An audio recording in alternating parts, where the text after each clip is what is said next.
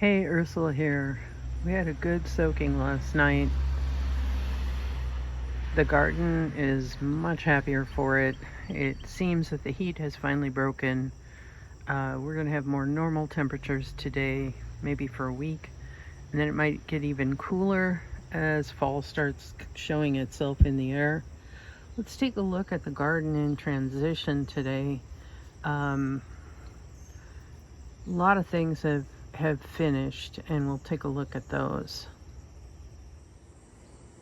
All right, as stuff finishes up and goes to seed, like here's a dill, and there's been tons of calendula that have gone to seed. I've been working out here to do chop and drop, and you can see things that I want to reseed, like the calendula. That's calendula.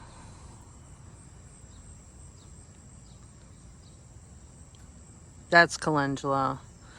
I've chopped and dropped those all through here, and they can reseed. Some will actually grow this fall, some will grow in the spring.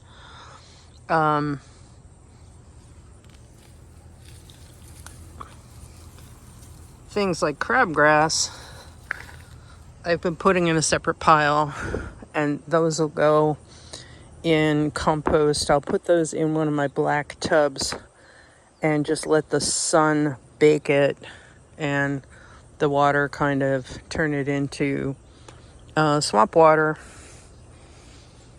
or something. It'll get used.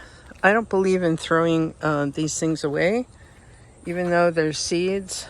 They're going to be useful as soil someday. You can see the yarrow has been cut back, but there's still plenty of leaves down there. And this is the Lakota squash. The rain will help with these. I've got at least 2 squash coming on. This is one of them. The other one's smaller still. We're going to take a look at some more squash, but first we're going to take a look at the flowers. You can see that the calendula, when they're done, they're not very attractive to sit out right out front. And while I do like to give butterflies a place to lay their eggs and so forth, these can be on the ground feeding the soil. The dill doesn't need to be hanging out anymore. I've been putting some of the mature stalks where I noticed deer eating. There were 3 of them through here yesterday, a doe and 2 fawns. I can speak English sometimes. But yeah, you can see there's weeding to be done. Okay, so what I did get at yesterday was through here. This was totally covered with those brown calendula stalks, and now it looks so much tidier, and the sedum will have a chance to bloom and look really nice come fall. So just tidying up just a little bit. The other thing I'm doing is giving these juniper bushes a haircut, almost like bonsai. I don't follow bonsai practices, but I do like to make sure that they stay small enough that they can still live in here. If they get too big, the whole thing is going to need to come out, and I don't want that. I do actually kind of like these bushes. What I use the cuttings for is for my blueberry patch. I find that makes a really nice mulch, and it feeds the blueberries what they need to eat. Or at least it feeds the soil organisms, which in turn feed the blueberries.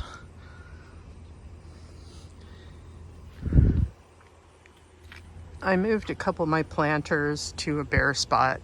After I weeded up there, it was looking kind of thin. So I just put a couple planters there instead.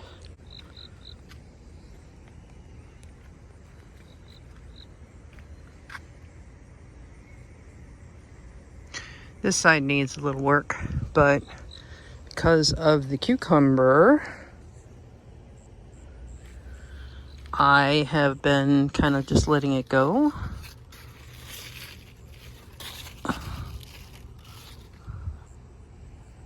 We've gotten quite a few cucumbers off of this. There's been 2 different vines shooting out, one in the front direction and one toward the steps.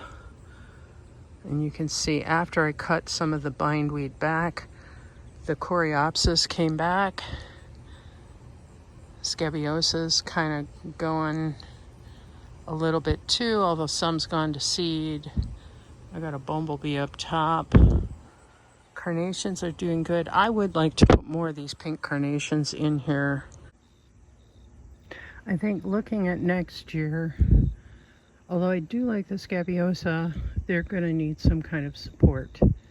So maybe we'll do a row of the carnations in the front and then have something supported, some kind of support structure, you know, like a smaller version of a tomato cage, something to hold those Scabiosa upright, because they're just not doing it on their own.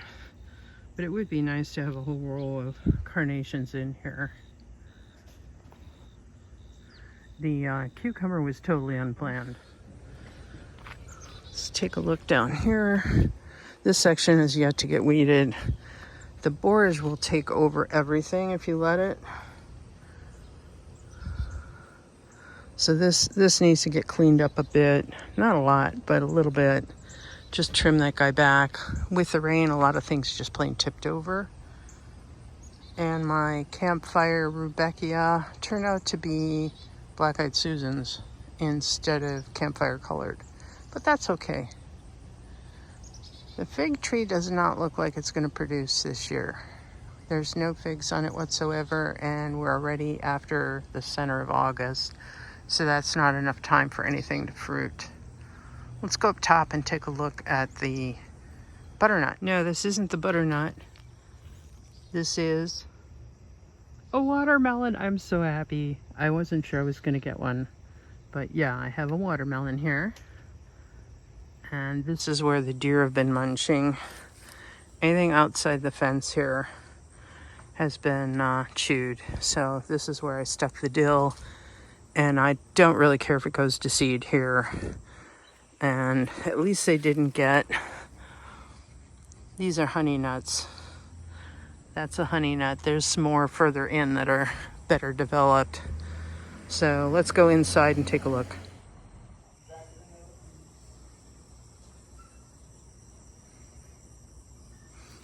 Okay, so this one is just about ready.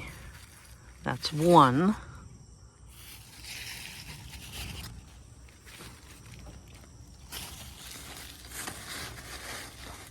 That's two. That one has more of a pumpkin shape. A little bit of a knob on top. Number 3 there is hanging out by the tree. This one is just about ready. I'm gonna sneak in behind. These are the blueberries.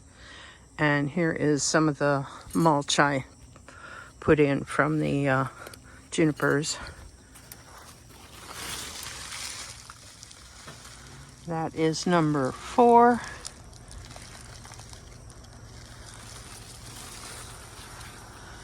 And I'm gonna sneak around to the other side. All right, this one here is 5 and 6. Some of these need to be picked soon.